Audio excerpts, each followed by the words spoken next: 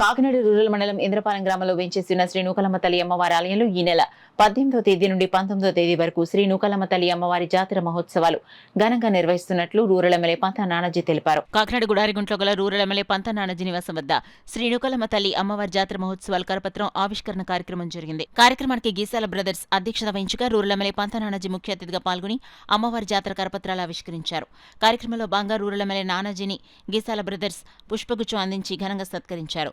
కార్యక్రమంలో ఆలయ కమిటీ సభ్యులు గీసాల శ్రీనివాసరావు, పంపన సోంబాబు, గుత్తుర్తి రాజు, పాలిక శివప్రసాద్, నారాల శివ, రంగాల దుర్గాప్రసాద్, వాసంశెట్టి అశోక్, నాగార్జున పండు, కృష్ణసాయి తదితరులు పాల్గొన్నారు. అందరికీ నమస్కారం. ఈ నూకాలమ్మవారి జాతర మహోత్సవాలు 17, 18, 19 సందర్భాల్లో జరుగుతున్నాయి. కాబట్టి భక్తులందరూ హాజరవుతున్న మిత్రుడు కేసాల శ్రీని యొక్క ఆధ్వర్యంలో జరుగుతున్నటువంటి ఈ కార్యక్రమాన్ని విజయవంతం జరుగుతుంది.